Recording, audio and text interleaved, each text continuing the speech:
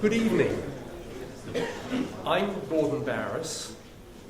I am visiting professor at LSE Ideas, where I deal with strategy, something that follows on from 30-odd years in the Foreign Office and the Cabinet Office, and 10 years or so advising PricewaterhouseCoopers on how to develop their business in China. It is really very nice to be here. And I would like to welcome you all this evening on behalf of the Management Department of LSE to hear Richard Rumald, the Professor of Management Studies at UCLA Anderson, which is their management school, who will be speaking about his book, Good Strategy, Bad Strategy, What is the Difference and Why It Matters. But before I go further with introductions, I was told that there is an important announcement that I have to make to you. Two, in fact. One is that we are recording this performance, and it should be online in the next day or so. But the more important announcement was one that gave me a little trouble, because I was told you should say this. And I was told that for those of you who tweet, this will make sense.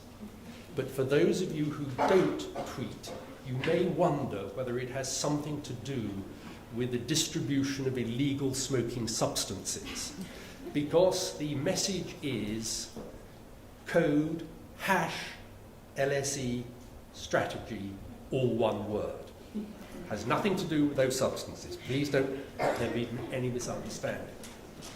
But we're very privileged tonight to have Richard here to speak, because Richard is a preeminent figure in the world of strategy, not simply in terms of business strategy, but also in terms of military strategy as well, which is a rare combination.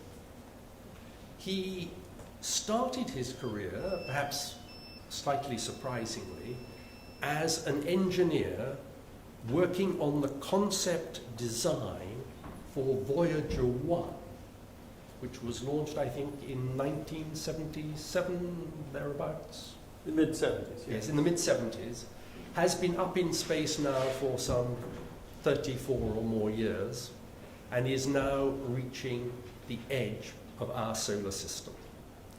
And Richard said that this was, in one respect, the first chance that he had to really think strategically about a problem. It was a design problem of this Voyager. But he then got himself catapulted from the Jet Propulsion Laboratory to the Harvard Business School. And in no time at all had completed his doctorate and had started his travels around the world helping other people to understand business strategy. He spent 3 or 4 years in Tehran and was there in 1973 when the hike in oil prices really did bring home to people the need to think more about the future. Later on, he had taught at INSEAD and many other distinguished business schools around the world. Those of you who've had a chance to see the cover of the book, you can't quite see it here, is Richard is described as the strategist's strategist. Now, that is certainly true. Strategy wonks really do have great respect for Richard and all the pioneering work that he's done. But that term, strategist, does sort of perhaps imply that other people wouldn't be able to understand quite as much about what he is saying. And that is not the case. His book is wonderfully accessible. As you go through it, you're not only getting the concepts that he's wishing to develop clearly set out before you, but you actually get a feeling that you're sitting with him in discussions with Steve Jobs and other luminaries of the business world, as well as, of course, some of the top strategy people in the Pentagon and elsewhere. I think you have heard enough from me. Richard, may I invite you to take the floor. Please welcome our guest.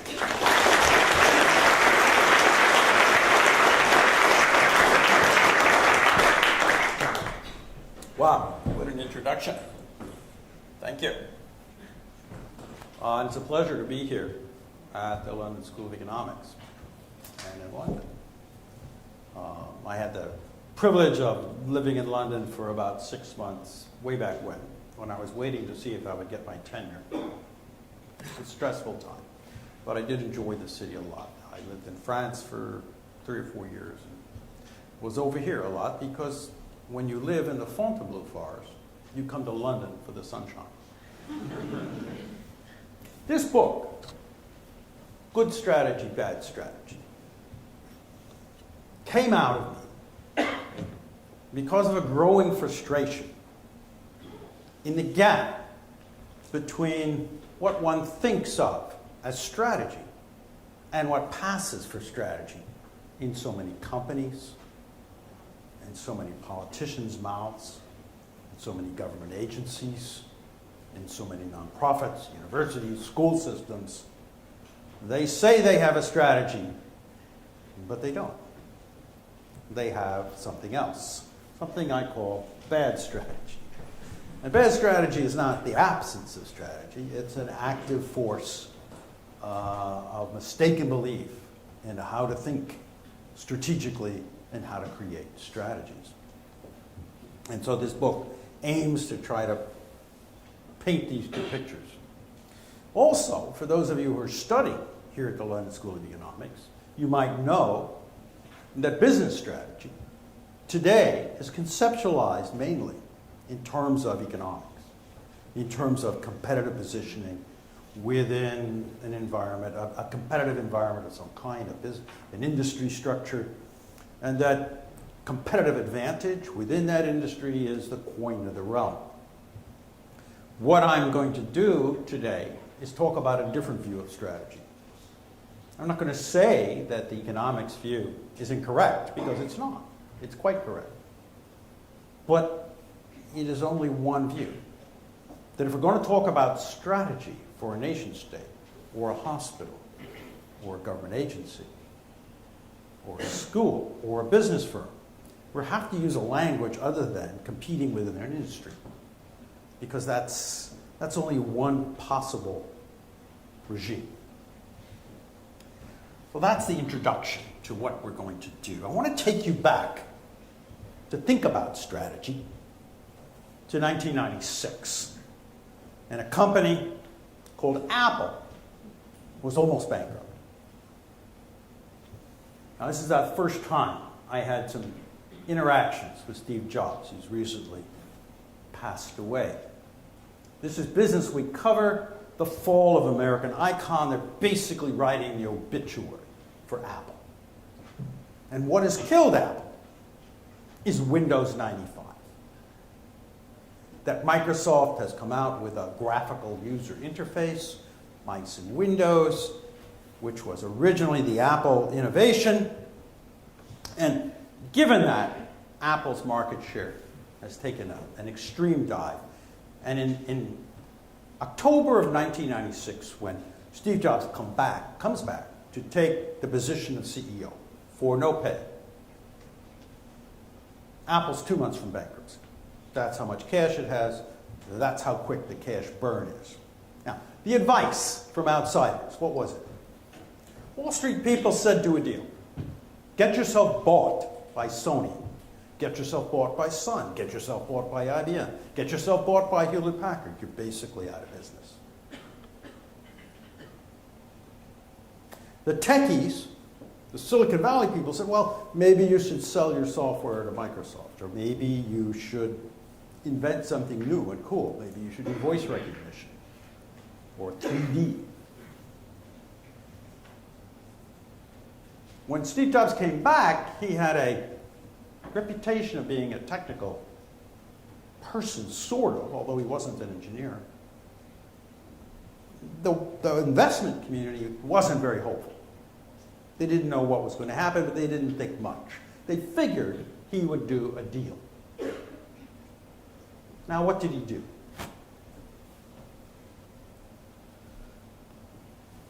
He didn't sell himself to IBM. These are recommendations from Wired magazine. He didn't do licensing his name to everyone. He didn't do these popular recommendations. What he did do might be called Business 101. First of all, he did a nice deal with Microsoft.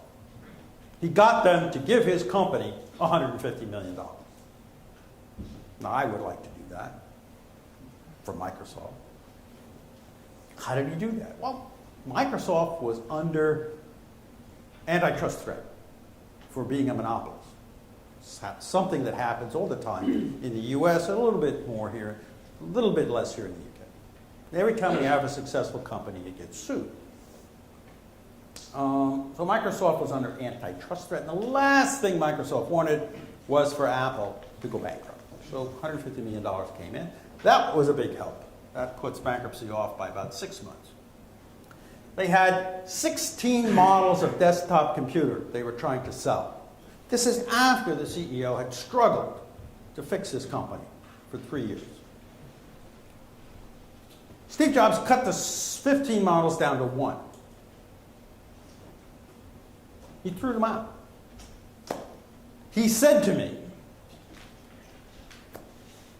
my wife's sister asked me which computer to buy. And I looked at the computers we were selling and I couldn't figure out which one to recommend. And he said, I'm the CEO. And if I can't figure it out, how can a customer figure it out?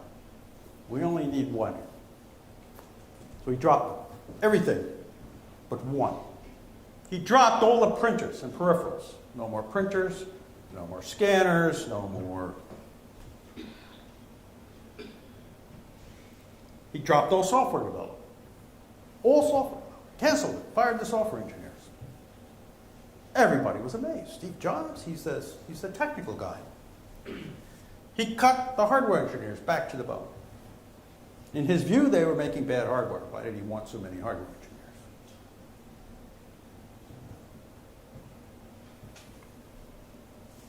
He cut 5 of the 6 national retailers.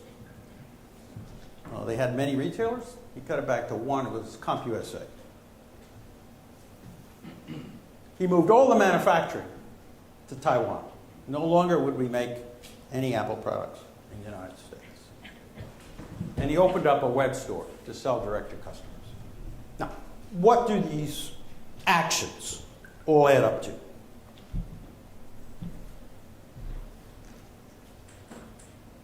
What's the strategy here?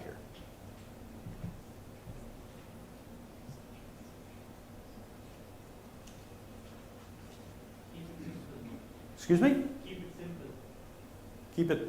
Keep it alive. At one level, you could say, hey, it's just cost cutting. It's business 101. Every single step he did here, and he did this very quickly in a matter of 4 months, he's aimed at survival. We're about to go bankrupt.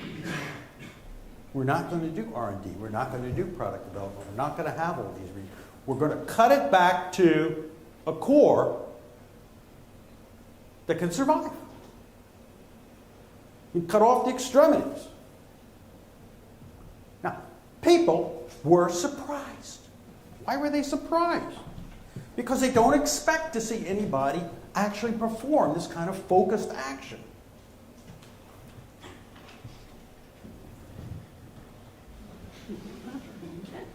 People are surprised when they see an actual strategy. They don't expect to see a strategy. We expect to see our leaders espouse fluffy goals and try to do everything. Oh, we're going to have everything. We're going to have better education and better health care and better social services and faster railways. We're going to have it all. And down that road lies nothing. That's not strategy. That's vacuous promises. Strategy is about focus. And everything that Jobs did here was focused on a single short-term objective, which was survival. That's it. That's what he was after here. And I sat down with him a year later, and I said, Okay, you're surviving. You've got 4% of the desktop market. The Windows Intel machines have still won. What's your long-term thing here? What's your real strategy? I understand the focus on survival, but... And he looked at me and he said, I'm going to wait for the next big thing. That's what he said. And I was bowled over. I had just spent 6 months interviewing something like 75 executives in electronics, both in Europe and the United States. These were division managers and CEOs of electronics companies. And I had asked each one of them several simple questions. One, why? First question was, who's the most successful player in your industry, in your business? Everybody could identify that. They knew who it was. And then I'd ask them, how did that player get to be so successful?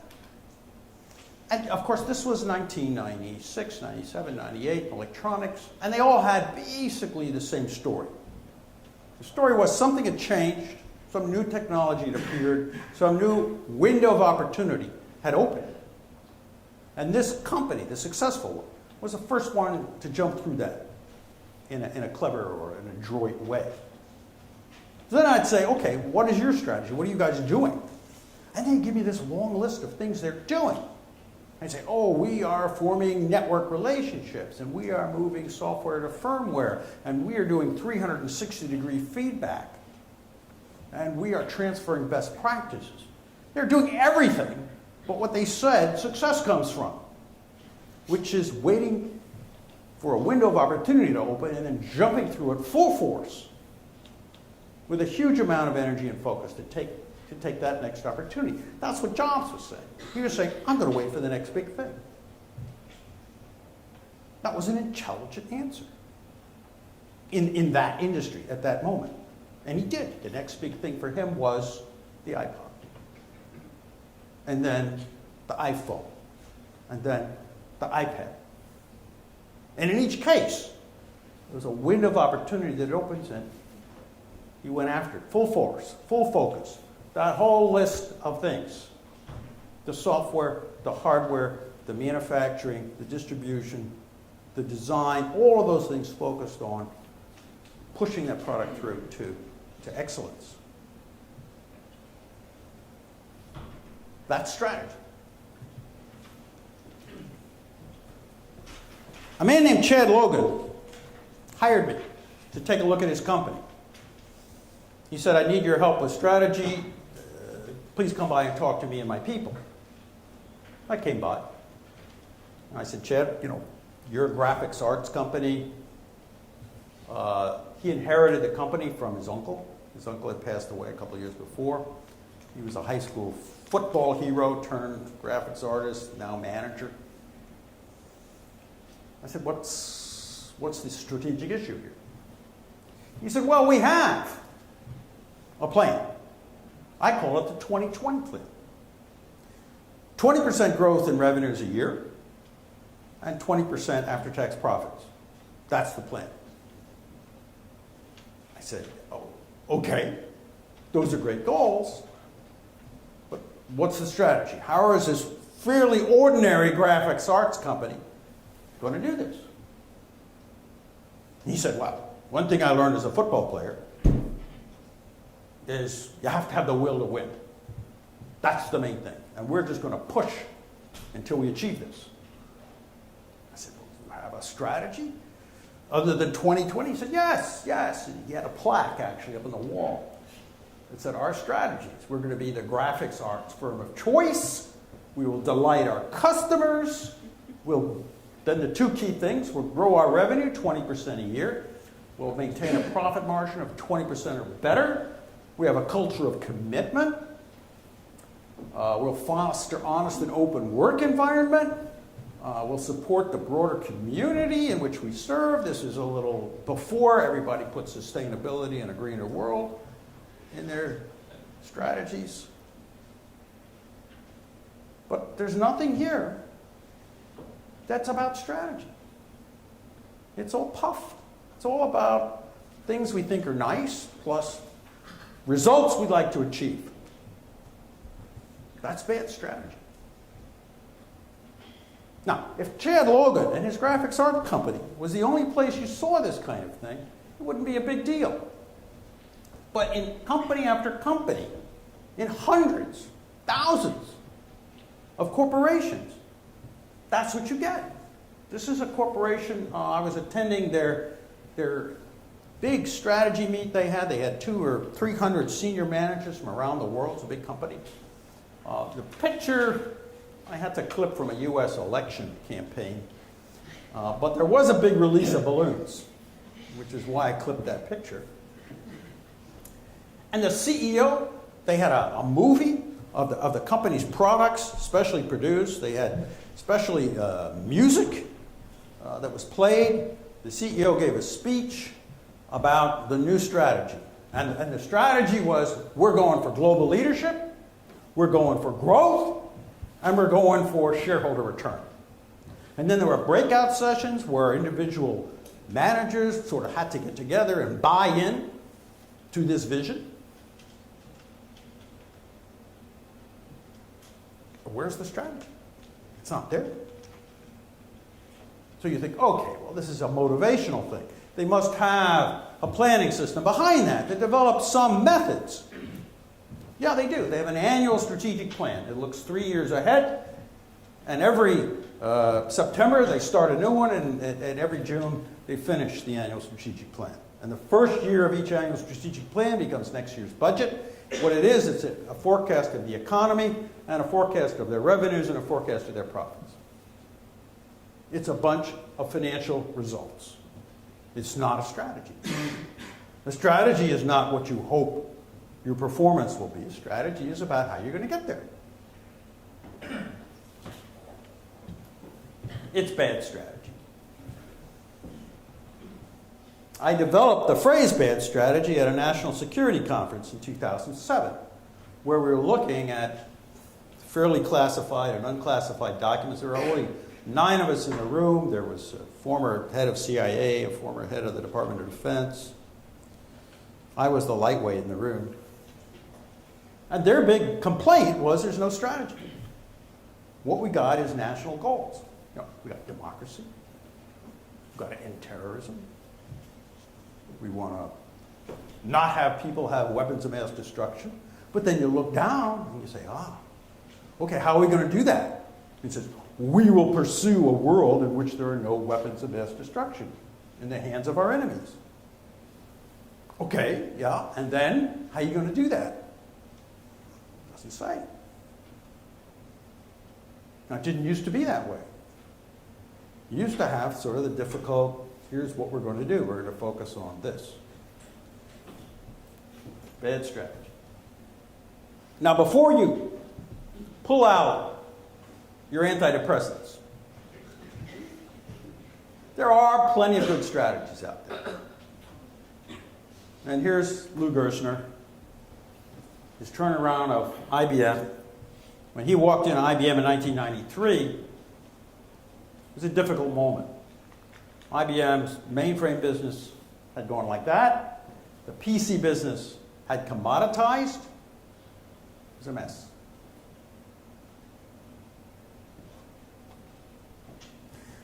Lou Gerstner looked at it. The advisors came in, the Wall Street advisors, the investment banking advisors.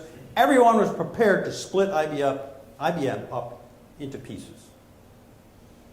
The idea was that the computer industry had fragmented. That instead of integrated companies making all aspects of computing like IBM and NCR and so on, there were now operating system companies, memory companies, hard disk companies, etc. And so IBM itself should fragment to match. And Gerstner said, no, that's crazy. I mean, if you fragment, you're going to lose the base of competence, and you're going to lose the knowledge about all the different customers in the world.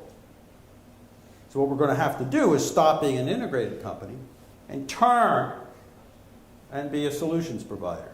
And if the solution is a non-IBM product, that's the way it's going to be. We're no longer IBM was no longer going to be a company that pushes its own products. Now, to do that took 8-9 years. Most of the challenges he faced were organizational. They had fiefdoms all over the world that fought this. The head of IBM India, great guy, he rewrote the memos that he passed on to people that came in from headquarters. There was a huge amount of opposition to this, and it got handled. It got handled over time. This is a dramatic change in strategy. And everything that Gerstner put in place, the firing of 75,000 people, the rehiring of many people, the huge reductions in the internal processes and outsourcing many, many processes, the enormous pressure to change processes to become speedier and higher quality, all of that was focused around this goal of that kind of change. Now that's a strategy. He understood the problem, and he devised an approach to dealing with the problem. He didn't say, oh, we're going to return to 10% growth. That's not a strategy. That's a hope. That's an aspiration. So what's a strategy? Excuse me. A bad strategy and a good strategy. I'm going to give you the hallmarks of bad strategy. First, 4 big hallmarks. I'm going to say what's a good strategy, and then I'm going to emphasize some of those pieces for you. A bad strategy is when it's all goals.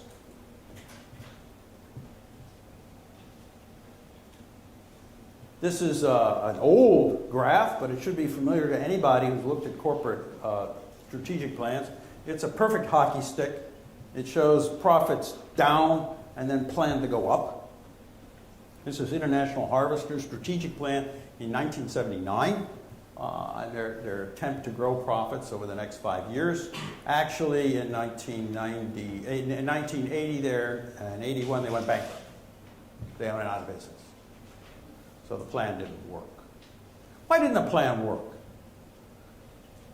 CEOs will say, oh, we had a great plan, but we had problems implementing it. Suggesting somehow that if only people had worked harder, these numbers could have been met.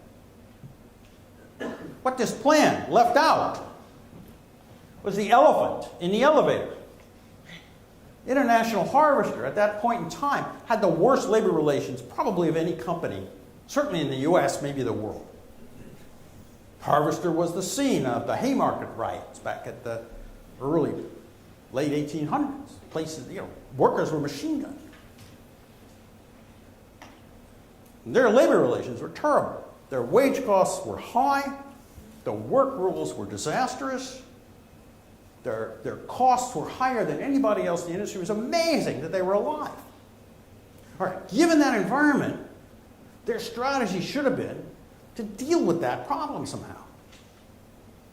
There's several ways you could try to do it. It's very difficult.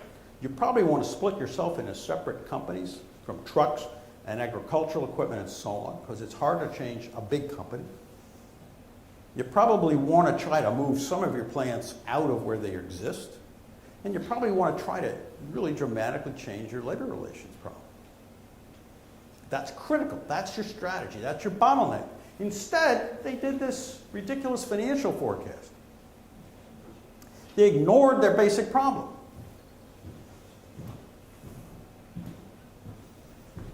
So, strategy that's all goals. Bad strategy.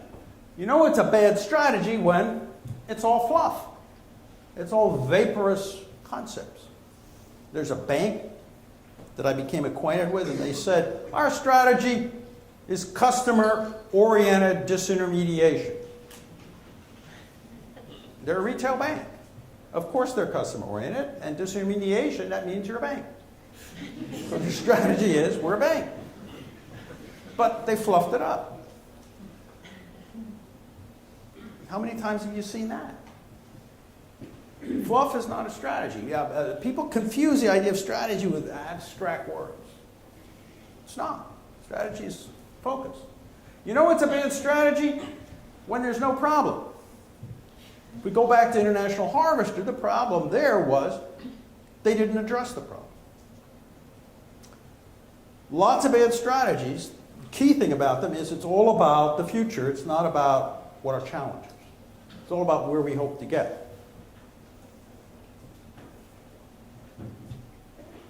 But the problem that we're facing, every organization, every country, every government, every business, every nonprofit, every school has a challenge of some kind, some essential set of forces that they're struggling with. And unless you identify that and focus on it and think about it and analyze it, you can't develop a strategy. And after you develop a strategy, other people can't evaluate whether it's good or bad unless you stated what's the problem that it's trying to solve. You know, the Obama administration wants to have a jobs strategy in the United States. That's great. Well, why aren't there jobs? What happened to the economic growth? Unless you figure that out, you can't have a job strategy. The job strategy has to treat the disease. It has to deal with how come economic growth is flatlined. It isn't flatlined because there isn't enough stimulus. You can't stimulate an economy every month forever. We've been stimulating the U.S. economy every quarter for 11 years. No, that's not a stimulus anymore. When you give someone amphetamines every quarter for 11 years, they become comatose. Maybe that's why we're flatlining. You know, when you drop interest rates down to 1% and keep it there for 4 or 5 years, you get huge property bubbles and asset bubbles. And you think, oh, I'm stimulating the economy. So you don't get economic growth from stimulus. And the lack of economic growth is not because you don't have a stimulus. Stimulus might conceivably be the right response to a recession, but the fact is, countries like ours that have run their debt up so high by constantly stimulating the economy, there's no slack left. You've already done that. All right, so you need to analyze what's happened to the economy. And one of the things that's happened is we don't have any technologies that are employing anybody. All through the 20th century, every invention we had created huge amounts of employment, whether it's railroads or airplanes or electricity or chemicals or television or computers or automobiles or roads. Millions and millions of people were employed, manufacturing, distributing, and fixing that stuff. Google employs 10,000 people. That's it. It's a small town. It's a village. What about everybody else? YouTube. How many people work for YouTube? Hardly anybody. It's a bunch of servers.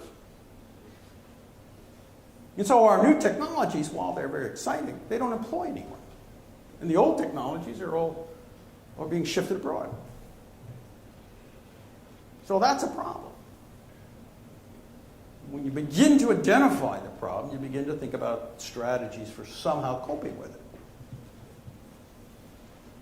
You know it's a bad strategy when it's a dog's dinner. Dog's dinner is a long list of things. That's what committees produce. 75 items that we have to pay attention to. Clean up the sidewalks, fix the seats, that kind of thing. I call it a dog's dinner. What's a strategy? This is back to basics. I'm not getting into the 5 forces. I'm not getting into how to innovate. I'm getting back to basics. Legendary coach Vince Lombardi in the United States, football coach, at the beginning of the season, used to hold up a football and point to it and say to the Green Bay Packers in their first training session of the year, gentlemen, that's a football. It's getting back to basics. He's reminding people of what's going on. What are we there for? The basics of strategy is a coherent mix of policy and action designed to surmount a difficult, usually high stakes, challenge. That's what it's about. That's what it is. It's not an industry analysis. It's not a goal. It's not a wish list. It's a design of policy and action to deal with a high-stakes challenge. Good strategy has something I call a kernel. Kernel isn't the whole thing, but the kernel is like the center of a seed. It is an essential thing from which a strategy grows. The kernel has three components: diagnosis, which I've talked about. What's the problem here? What's the nature of the challenge? Why do we have flatlined economic growth? Why do we have a European debt crisis? Why are 40% of the kids dropping out of school in the Los Angeles school district? What is the nature of the problem? And you will find over and over again that when you enter these arenas, that people are putting forth ideas about what to do with no diagnosis. Oh, let's hire better teachers. Oh, let's spend more on books. Well, wait a minute. Is that the problem? Is the problem that we don't have enough books or better books? Is it that the teachers aren't smart enough? I had some dumb teachers and I learned. Don't know. But you've got to do the diagnosis. Guiding policy is, how are we going to solve this problem? What's our basic approach? What's our basic approach? Now, these are decisions. To some extent, your diagnosis is a decision. You choose a diagnosis. There may be multiple ways of diagnosing a problem. A social scientist will always diagnose it in a way that has maximum causal explanation, but often no levers for change. Nothing you can do about it. A good strategist will try to find a diagnosis that suggests here's something you can do to change things. And then coherent action is the third element. Those three elements, if they're not all present, you don't have a strategy that's as powerful as it could be. I'm going to cover 7 or 8 key things to look for to create powerful and good strategies. One, that I've said over and over again, I'm going to just say it again: diagnose the challenge. What do we got here? I talked about why is there a debt crisis in Europe? Why are students dropping out? Why is there a debt crisis in Europe? What is the problem? Run out of money. What's the problem? Let's just take Greece. There's the key hot button right now. What's going on there? Greece can't pay back its debt. Why did a country borrow more money than it can pay back? How'd that happen? Think about it. How's that happen? Did they make a mistake? Did they not do their sums?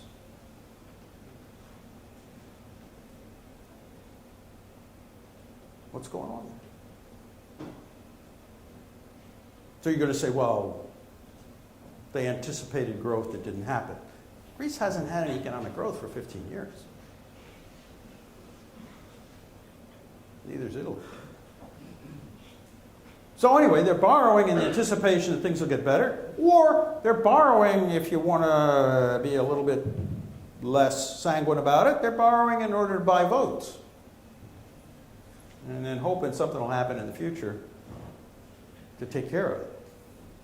That's sort of why American administrations borrow money. They borrow money to buy votes and then hope that somehow in the future someone will cover the debt. All right, so that's half of the question. The other half is, why is anyone lending the money? Why would you lend money to Greece? What are you, nuts?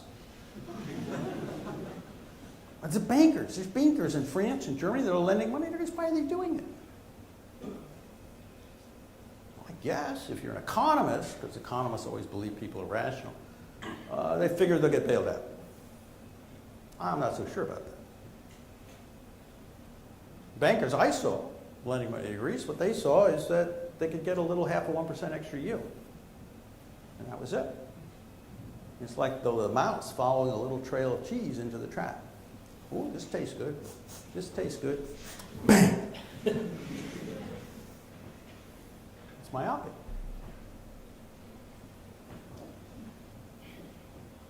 And then there's other elements of the problem. But if we look at the problem, it's not going to be solved by bailing out banks or bailing out Greece. It's a systemic behavior problem of national governments within the EU itself and with banks.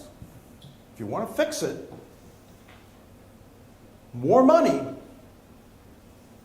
is just a palliative. It's just like taking aspirin for cancer.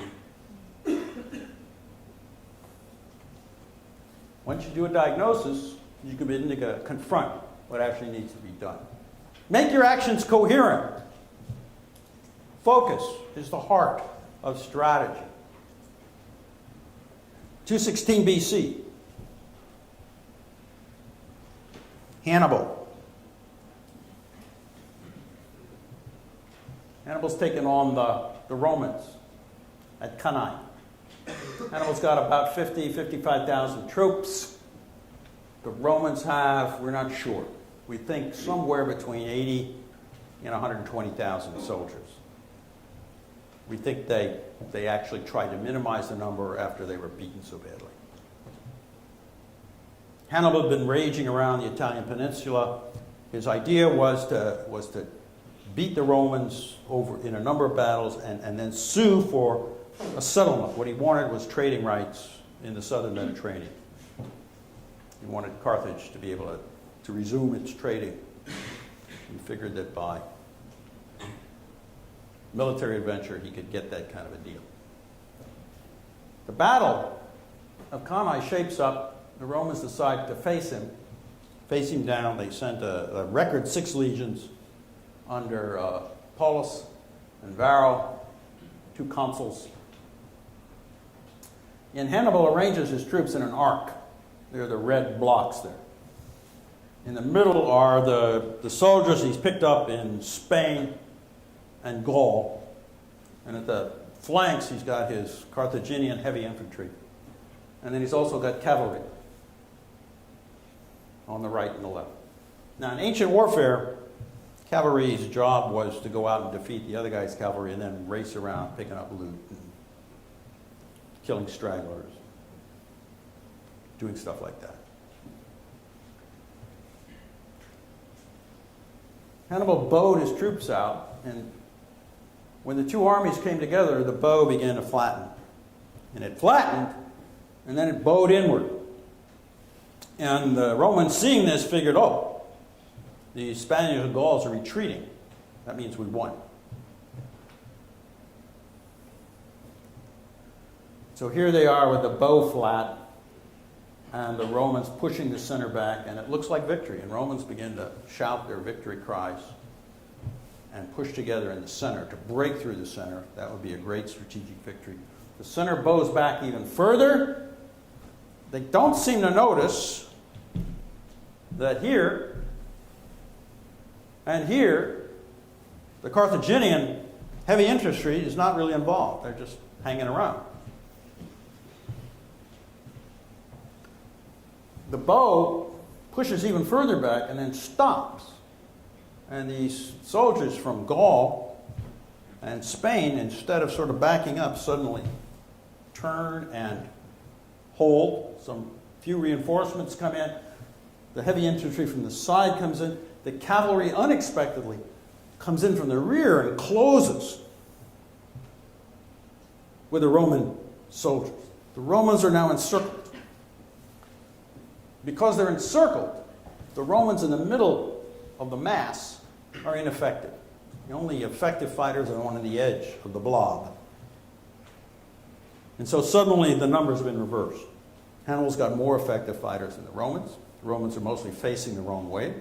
They're jammed together so hard that many of them can't lift their weapons. They stand there, we think, for 3 to 4 hours as they slowly all die. 55 to 60,000 Romans died that day in Cannae. More than any other battle in history, before or since. More than at the Somme, more than Gallipoli, more than at Gettysburg. It was the biggest military disaster in history. And so it's been studied.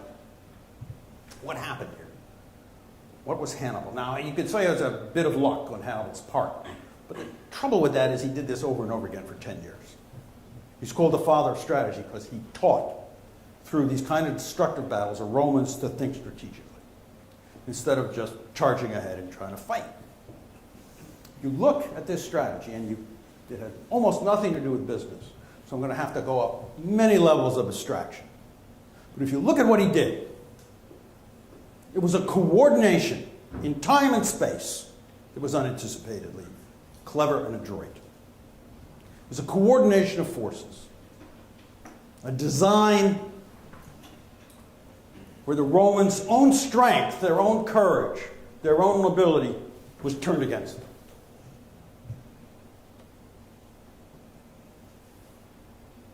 Strategy exploits your predictable nature of the world, whether it's your enemy or the weather or business cycles, and you coordinate your forces. You coordinate things around what you're trying to accomplish. The competitive advantage of strategy is that focus, that coordination. If everybody did it, it wouldn't give you an advantage. But as I said at the very beginning, it's surprising when we see a strategy. Here's Hannibal, statue in the Louvre, semi-modern. He's counting the rings of the 80 senators that were killed at Cannae. Now, the Romans gradually recover from this. It takes them a long time. They outlaw the word peace. Every male is brought into military service, and it takes them 10 years to finally chase down Hannibal. Never really defeat him in battle. What they finally do is go back to Carthage and burn it.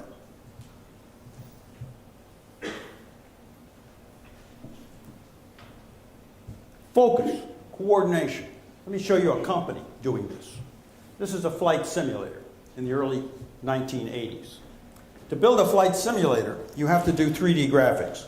You have to build a mathematical model of the environment you want to fly in, and then you have to have a virtual camera looking at that, and you have like a TV screen that says this is what you would see out of that cockpit, and you have a joystick where you fly that space shuttle. Complicated to do. 3D graphics.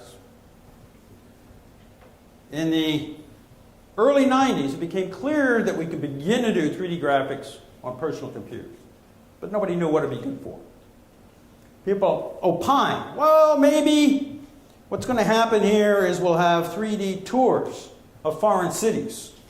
You'll be able to go around Paris with your virtual camera. Or surgeons will look inside bodies and learn with 3D stuff. Or architects will sell designs with 3D graphics. But that's not what happened. What happened is 3D graphics was pulled into the market by the invention of violent video games. This one right here is Doom from 1995. Oop, let's see if I can get it to play.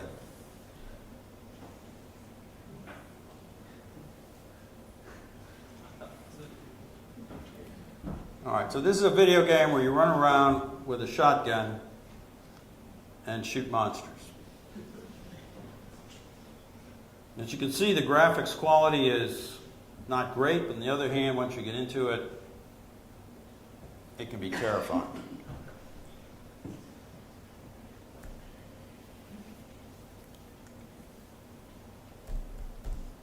Why is this thing not going to go? Okay. So in 1996, a company named 3DFX brought out the first card that you could plug into a PC and make this stuff work fast. Now, if you were a teenage boy killing your friends on the internet by playing Doom, where you were one of these guys running around and your friends were other guys running around, you're shooting at each other. If your video card isn't fast and isn't capable, you get killed constantly. So in order to avoid that, you want to buy a video accelerator. And 3DFX came out with the first effective one. SGI is a company that had invented all these concepts. Jim Clark, the CEO, left to form Netscape. The new CEO from Hewlett-Packard said, our goal is 50% a year growth. He ignored this burgeoning market. He was after workstations. NVIDIA, the company I want to focus on, brought out a card that was aimed at this. It failed. It was the wrong technology. They went back to the drawing board. They put together a strategy committee. They thought about the nature of the problem, and they came up with a way of dealing with it, and dealing with the fact that Intel was about to enter the business. They tried to understand the situation. Their diagnosis, their understanding was that these gamers, they'll pay for almost any power we can deliver. They really want high-quality graphics. That the industry works on an 18-month cycle. That's basically Moore's Law turned into an industrial machine. And every 18 months, Intel and everybody else comes out with a new architecture based on smaller sized pieces of chips. That Intel CPUs are on one chip, so as they get more and more, as their designs get more compact and smaller, they tend to put more chips on a wafer and try to reduce the cost. The people at NVIDIA reasoned that the 3D graphics is spread over many chips, over software, and what we can do is gradually push this stuff onto one chip. More integration. And by doing that, we can move this performance much faster than Moore's Law. 2 to 3 times faster than Moore's Law. And they believe they can introduce a new version, a new chip, every 6 months. Very tough, because the industry works on an 18-month cycle. To introduce a new chip every 6 months, however, if we look at the technology frontier, the blue curve, and we say, okay, here's Intel, the red line, going along every 18 months with a new chip, we can see that Intel is going to be at the frontier here. Then 18 months later, their new chip will be at the frontier. And then 18 months later, their new chip will be at this frontier. If you go every 6 months, you'll be at the frontier more frequently. And on average, you'll be higher performance in the market. You'll also have more buzz, if the market can absorb it. So what they did, and here's the key thing, the focus, like Hannibal, the different moves in time and space to make this work. They put together 3 overlapping teams. Each was going to work on an 18-month cycle, but each was 6 months offset from the other. So every 6 months there'd be a new design coming out. Wow, every 6 months a new design. The trouble with that is any kind of delay screws it all up. It's a mess. The biggest and worst delays you get are when you put a design out to a semiconductor fabricator and it comes back, they send you 5 or 10 chips, their first run, and you put them in, you plug them in, and they don't work. Oh my God, now what? You got to figure out why they don't work and send them back. Usually it's some kind of design flaw in the electrical characteristics. NVIDIA, with their second round of venture capital, built the world's largest simulation facility to simulate the electrical characteristics of these things so there wouldn't be any rework. To build the software, typically the way the industry works is you got the chip and then you program the software on a chip. NVIDIA said, we can't wait. We've got to build complex emulation facilities that emulate what this chip is going to be like, and so we could start the software development. The way the industry worked was people developed these chips and then they sold them to board makers.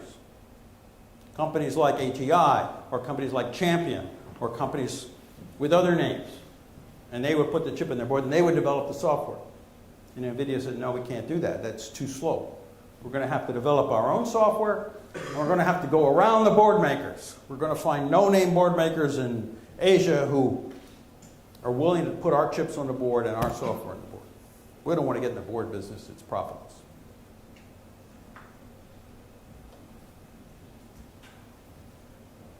And they did a bunch of other things, but this is the core. NVIDIA's graphics chips became more and more complicated, faster and faster. They became more complicated than Intel CPUs there about 1999, 2000. They continue to be the most complex chips in anybody's computer. The world's fastest computer was put together a year and a half ago by a group of engineers in Beijing, and what they used was NVIDIA graphics chips to build it. These are amazing machines. NVIDIA raced ahead of its competitors. 3DFX went bankrupt. Intel tried twice to get into this business of 3D graphics, and twice it failed. It could not deal with a shift from its 18-month cycle to a 6-month rapid evolution cycle. It's a big company, a technical company, very competent company, and this is a small market compared to its major market, and it just couldn't make the shift. So we see that the key things here in a successful strategy: the focus around accomplishing something and the anticipation that a competitor has certain limitations, has certain behavioral or structural limitations. This is a modern video game, Modern Warfare 3. I'm not in favor of violence, but look at the graphics.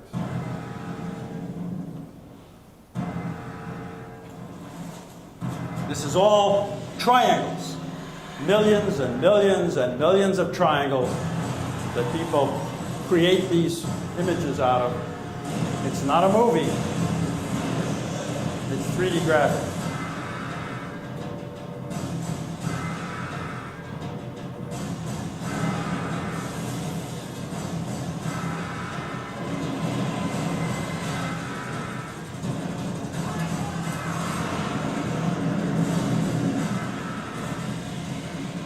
For some reason, the market for this stuff remains kids that like to see things blow up. Create the next global conflict.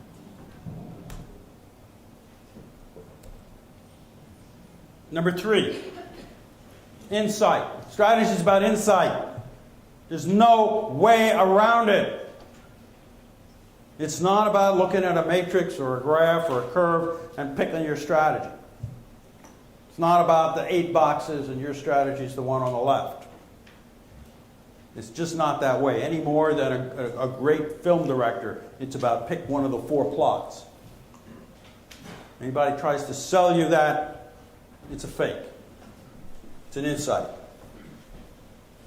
Number 4, you've got to create proximate objectives. Strategy is not about the far future.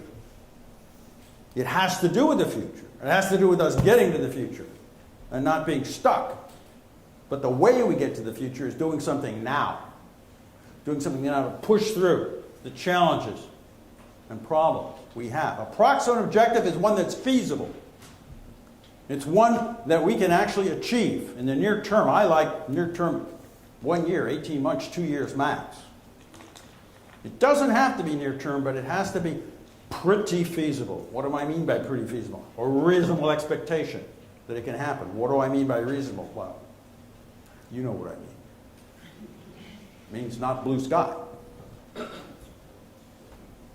United States has a goal of stopping the drug trade war. That's blue sky. Ain't going to happen, ever.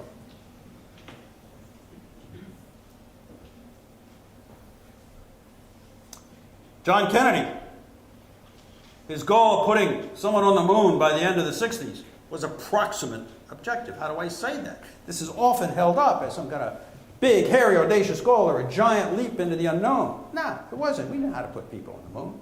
You want to put people on Saturn right now? We can do it. Just expensive.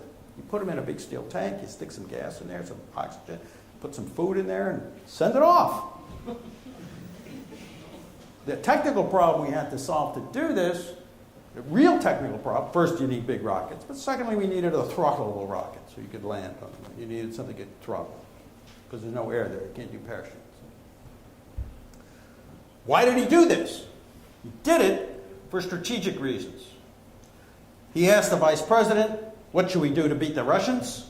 Vice president had no idea, so he wrote to our captive Nazi rocket scientist, Wernher von Braun, and said, what can we do to beat the Russians? And von Braun wrote back this letter, April 29, 1961. Do we have a chance of beating the Soviets and putting a laboratory in space or a trip around the moon? And von Braun says, no. They got bigger rockets. Their rockets are this big, our rockets are this big. They're going to beat us in a lot of things. But, he said, if we look beyond that, if we look to rockets that aren't this big or this big, but are this big, then, because we have more industrial base than they do, we can probably build that rocket faster. And that rocket, it'll take people to the moon and back. And so that's a goal we can beat them at. 1 month later, John Kennedy gives a speech. Says, we're going to go to the moon and back. Approximate objective. It was feasible and very strategic. By looking at that very big rocket, he figured we could beat the Soviet Union.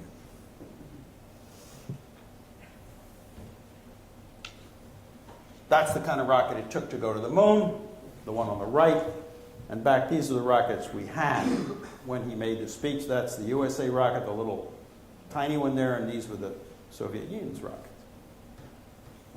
So that was the idea. The idea was, well, we just have to make a bigger rocket. That's not rocket science. That's just big rockets. Ride the wave. Great companies come out of technical change. They come out of changes in the world that you take advantage of and ride. People could see for a long time that computing and telecommunications were somehow going to converge. This is NEC's vision of that, put together in the late 70s. And the vision is sort of that there's going to be this big battle between telecommunication companies and computer companies. Well, it didn't work out that way. What happened was microprocessors upset the whole thing. And companies like Cisco, Systems, and Microsoft were able to ride that wave of change adroitly.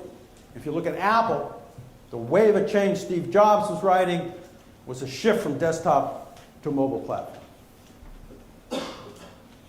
Links matter. Chain links are situations where to have excellence, you have to have a bunch of things all work.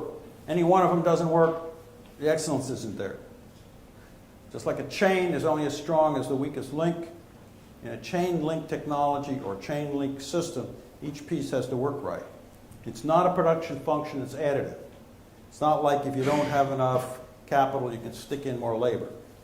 All the factors of production have to be of high quality or equal quality for the thing to work.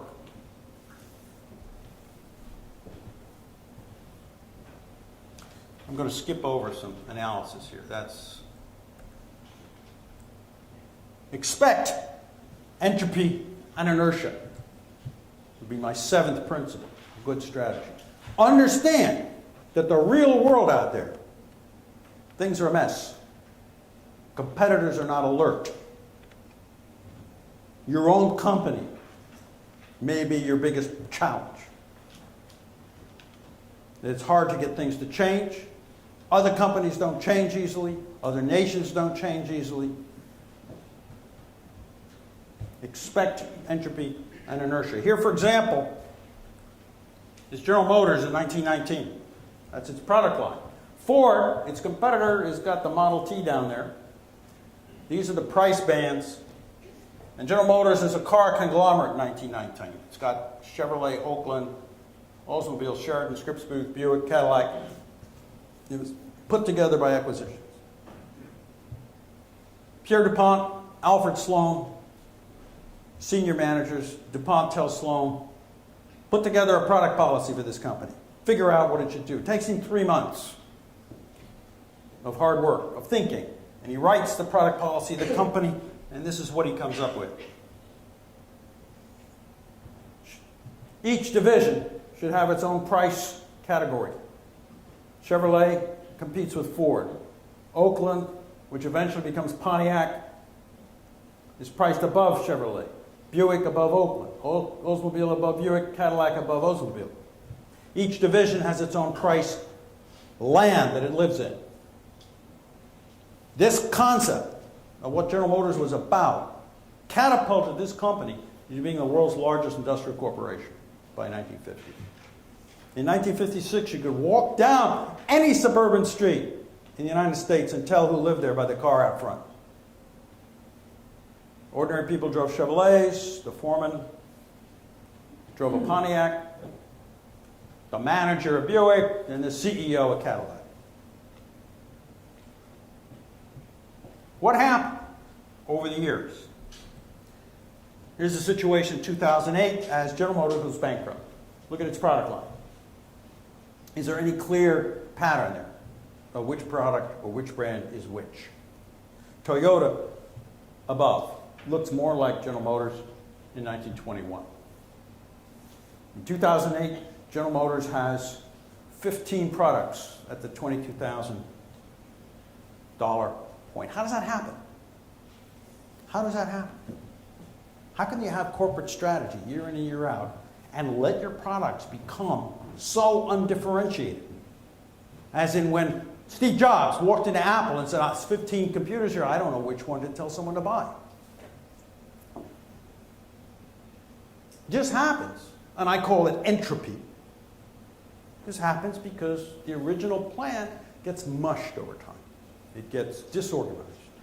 You can imagine that if you're in the Buick division, you're sitting there and saying, "Geez, our job is to have this high-priced car, but you know, if we had a car that was lower priced, we could sell more units and get a bigger bonus. So let's push headquarters to allow us to have a lower priced car." Now, headquarters' job is the same job that parents have when the 13-year-olds come in and say, "We want to have beer at the party." Headquarters' job is to say no. That's not the way it's done around here. Your job is to stay up there. But over time, it's hard to say no. And Buick starts putting out cheaper cars, and Chevrolet starts putting out expensive cars, and so on, until everything is mushed together. Now, it's not only just mushed together, but the company's competing with itself. All these different models are price competing with each other. And each of them requires their own advertising budget, advertising the same price point and the same characteristics. So they're like a whole industry that's become price competitive through their own internal craziness.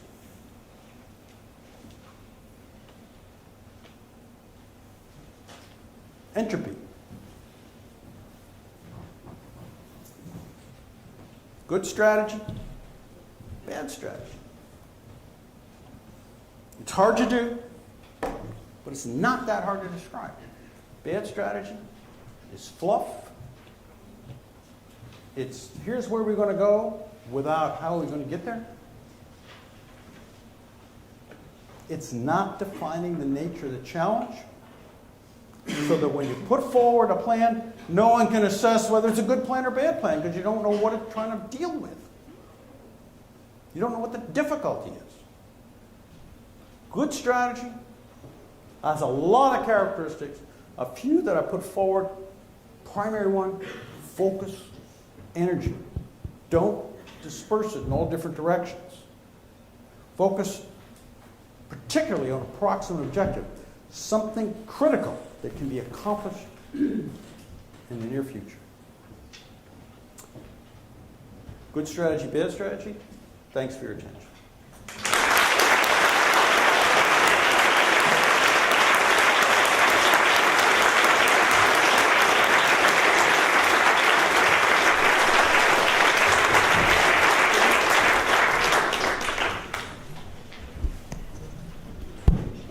Richard, thank you so much for that fascinating presentation. The lectures, public lectures at LSE are normally characterized by the audience being very interested in what the speaker is saying.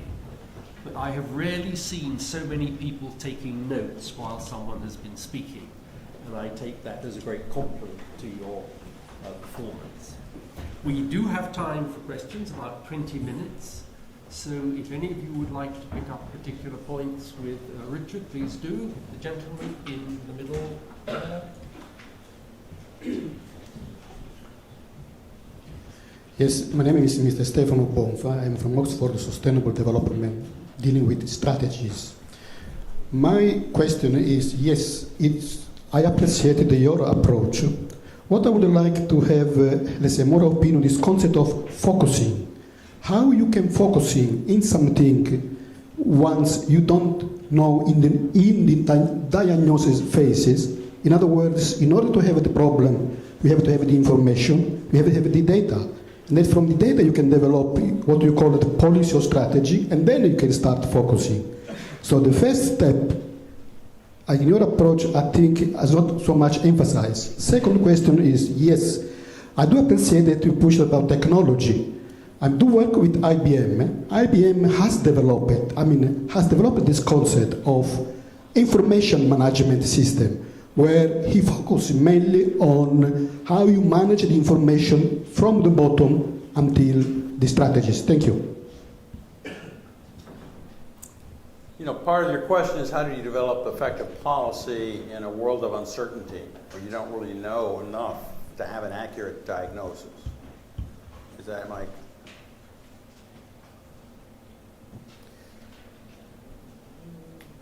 A good strategist is a bit like a scientist. You're working with empirical data. You're forming a strategy. It's fundamentally a hypothesis about what's going to work. We'd like to have a hypothesis that we're sure is going to work.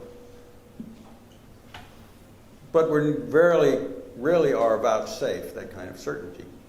What we try to do in the best of cases is develop some tests, some experimental data from the world that tells us more about what's the nature of the problem. Companies that you can have multiple countries or multiple outlets or multiple stores or multiple initiatives and see which one is working better, they can move more quickly. In government and in policy areas, collecting information sufficient to analyze the nature of the problem is costly. The worst strategic situations are where there's a huge amount of uncertainty and we only get one try. Because then we have to have an accurate diagnosis, we have to formulate a plan, we have to carry it out, and it either works or it doesn't. There's no in-between incremental improvement. So we try as strategists to create situations where we're able to make these improvements over time rather than the one big leap. I hope that helps.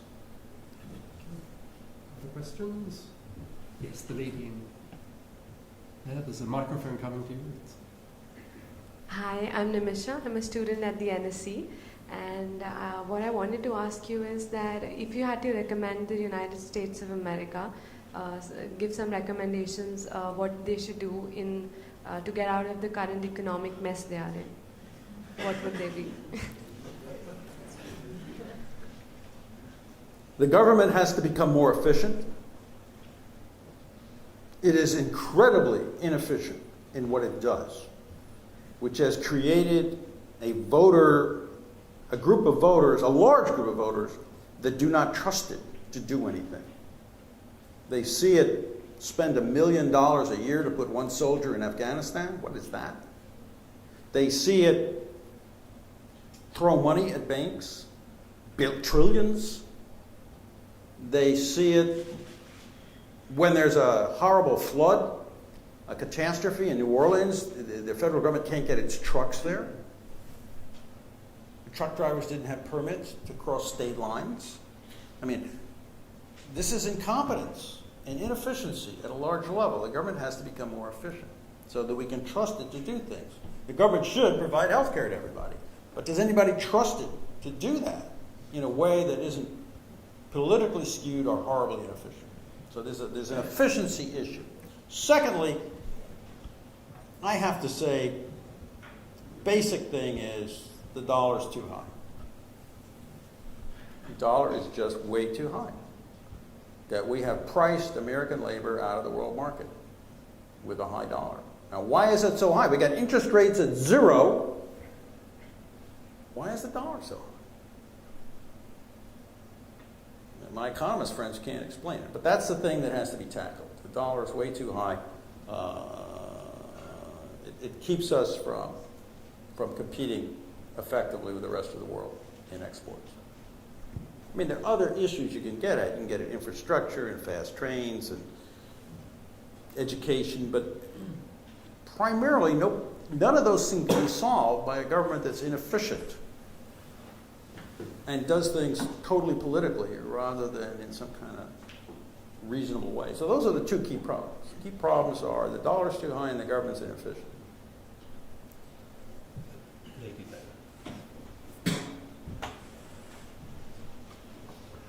Yes, I'm wondering if you might provide an illustration or two or comment on where good strategies might be being employed currently at the state or local level in the States, and what kind of political leadership it takes to employ them.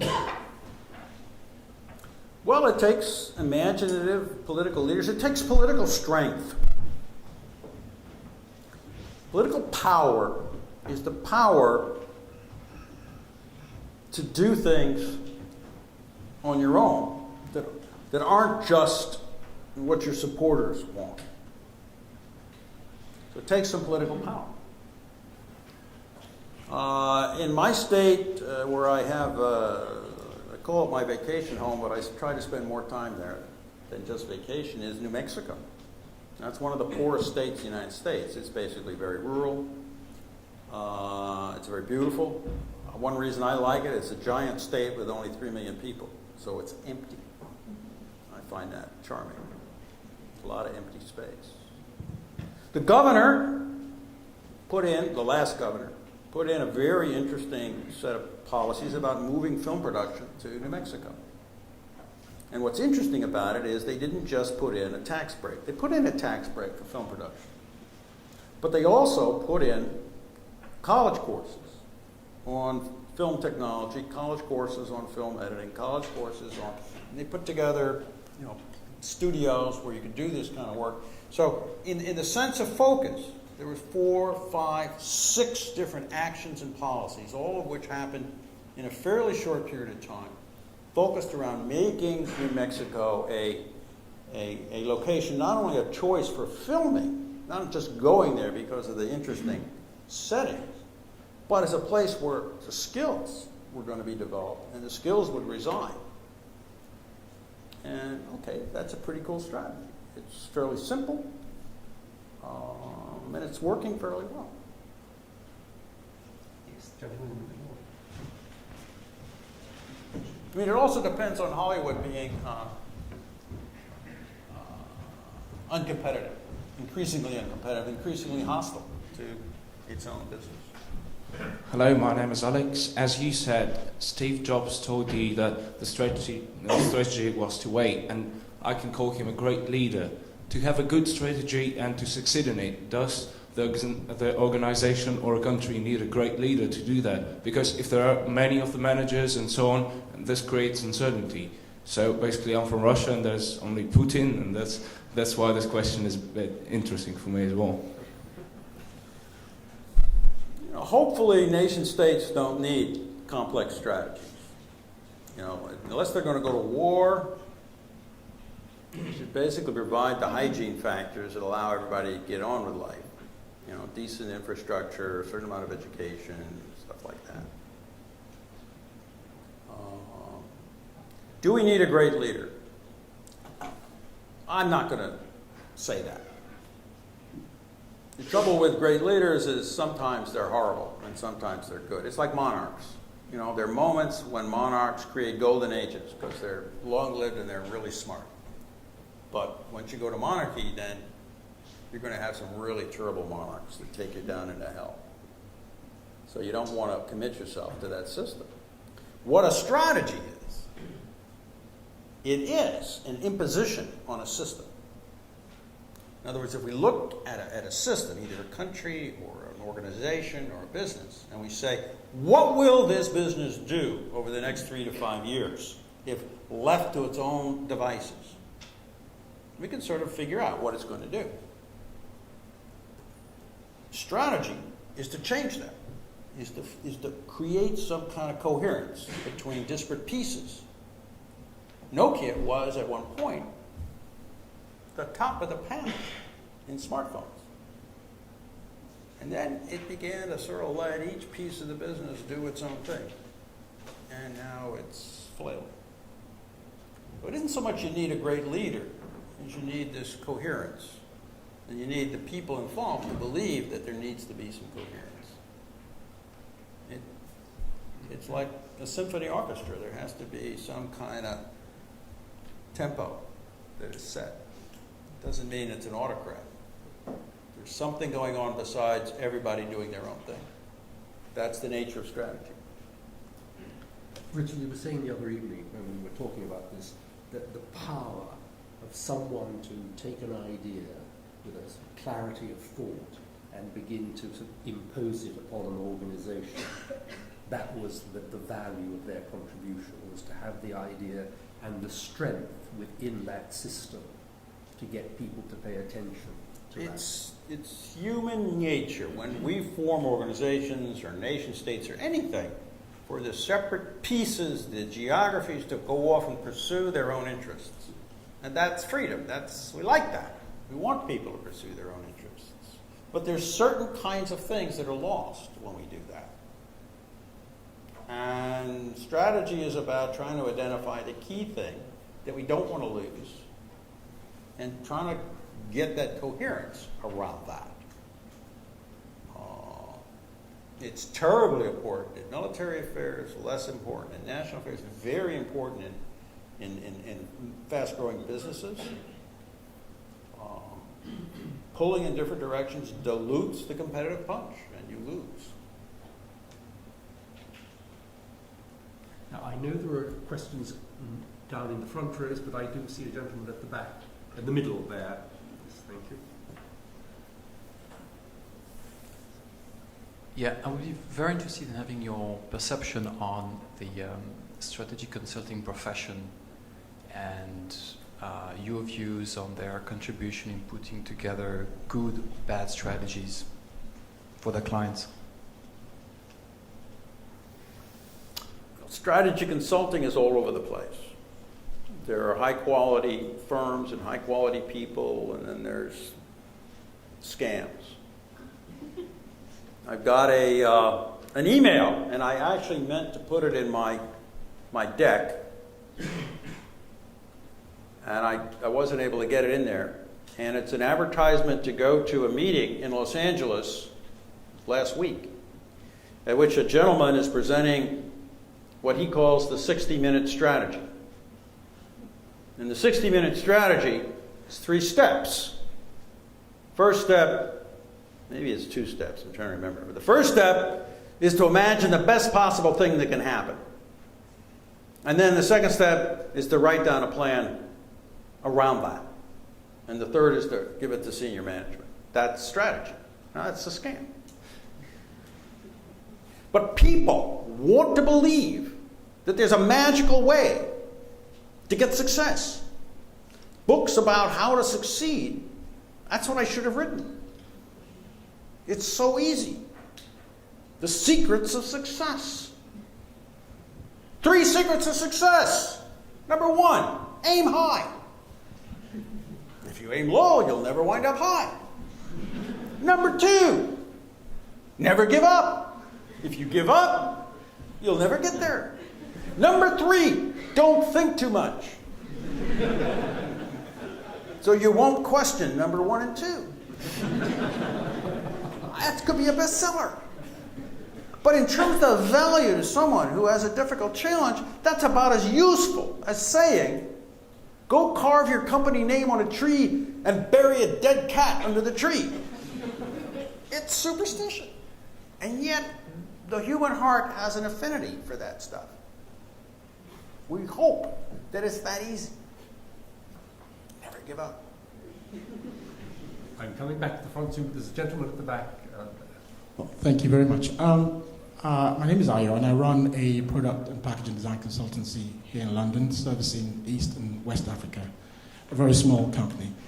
I'm very curious to know what your opinion is about developing strategies within SMEs, servicing markets that are very asymmetrical. Well, I hope your company gets bigger.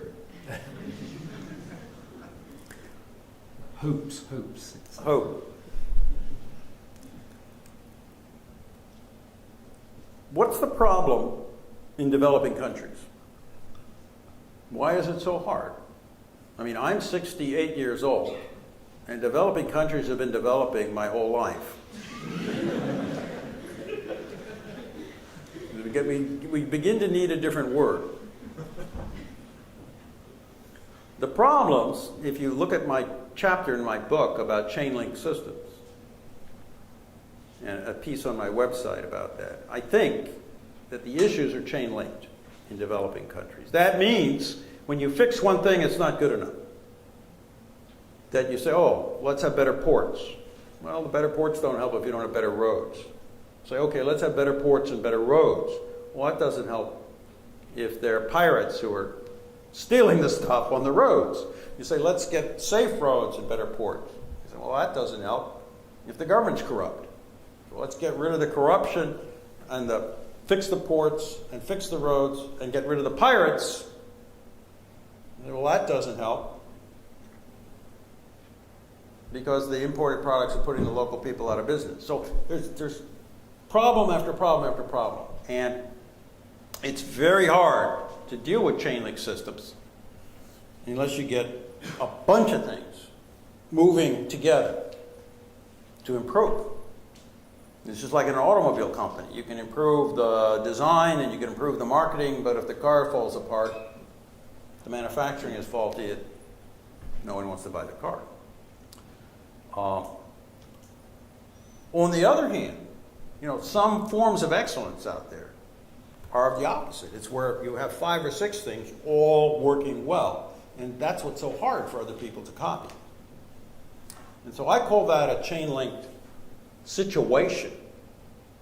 And one of the reasons it's hard is because efforts to fix one part don't repay their investment cost.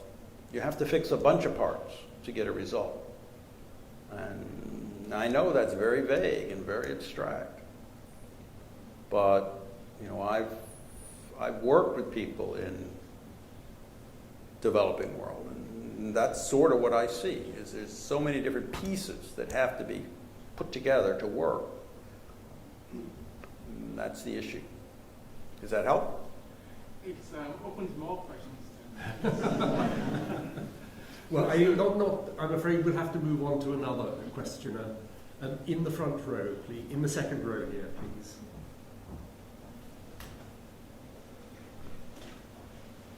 And then we'll have time just for one last question. Hello, I'm Xu Wei. I'm a student in LSE IDEA.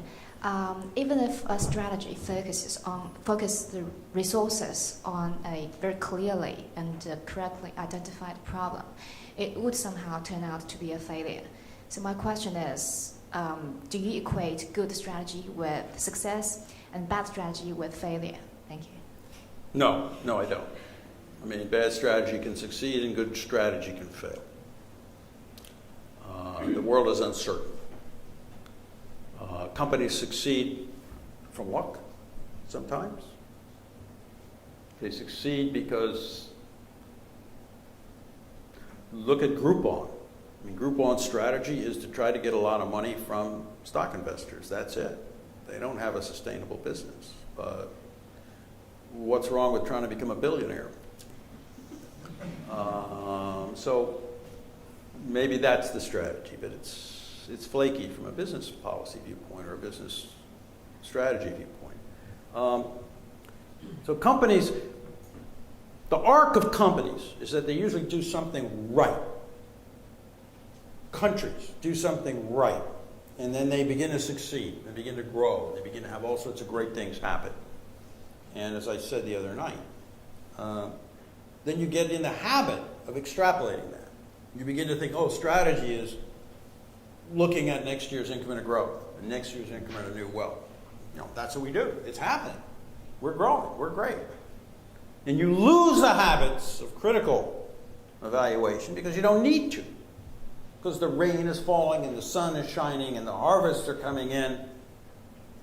And then 15 years down the road, or 10 years down the road, suddenly there's a blight and a drought. And so what's happening? Let's project future growth. Oh, yeah, okay. You project future growth. Next year, there's another blight, another drought. Things aren't working. You've forgotten about how to deal with adversity. You've forgotten that you should be putting grain aside for the bad years. Remember the Bible, 7 fat years, 7 lean years? This is not like new wisdom. But we forget to do it because things are good. And we don't put aside resources for when things are not good. It's the nature of the human condition. So, one of the things about the human condition is that there is this cycle in the affairs of people, where good times lead eventually to sloth and decadence, which leads to bad times, which leads maybe to a strengthening and the return of good times. And maybe it just leads to Easter Island. The last question. Hi, my name is Luke. Just one quick question. You touched on it slightly in your speech earlier. As a strategist, what do you feel is a strategy, or maybe have they even thought about strategy, in central banks, governing bodies and countries throwing money at the economic problem at the moment, i.e. QE1, QE2, probably QE3, 4, 5, and so on? I think it's a fantasy. They started out throwing money at banks because they formed an erroneous belief that the problem was banks weren't lending money. It is now clear, and it was clear then, that it wasn't that banks weren't lending money, it's people didn't want to borrow. So throwing money into banks to increase liquidity didn't do anything. Then they put interest rates down to 0, which really hurts guys like me that saved money all their life and now I can't earn anything. They sort of wanted that to happen. What they wanted people to do is get their money out of safe things and put them into risky things and drive up prices. Because their theory was if they drove up asset prices, people would feel richer and go out and spend. Well, that hasn't worked either, and it really doesn't make much sense. I think central banks should stop trying to fine-tune economies. I think they shouldn't bail out banks. I think if a bank makes a lot of bad loans, the bank should be nationalized. The manager should be fired. It should be recapitalized and spun off. The Swedes did this, and they did it with great skill and speed. I was a consultant to some national people at the time, and I suggested that they use Guantanamo Bay to take the banks through rapid bankruptcies, but I was left out of the room. But the issue is not Guantanamo Bay. The issue is the legal system does not allow you to do anything quickly. To take a bank through bankruptcy and reconstitute it in the U.S. without using enormous executive power, basically war powers, would require 10 to 15 years. And while the lawyers fought and fought and fought. And so the fundamental problem is not the Federal Reserve System or the central banks, it's the legal structure. It's certainly in the U.S., and I can't say about the U.K., that prevents you from doing very much about these organizations. But certainly, they shouldn't be bailed out. And if they're too big to fail, I don't think splitting them into small pieces is the answer to too big to fail. Because basically, much of the risk they have is counterparty risk. And so the more counterparties there are, there's more risk there is. But I think limiting the crazy incentives that people work on, which allows them to become wealthy beyond the dreams of Midas by taking hidden risks, it's an unwise way of running financial institutions. Banks and insurance companies have the same problem, which you can always make current results look better by taking a hidden risk that's under the table. And people do it, and they walk home with $30 million bonuses. Well, ladies and gentlemen, you've had the trailer. The film, so to speak, is available outside. I do commend it to you, and would like us all to thank Richard very much for giving us such a stimulating evening.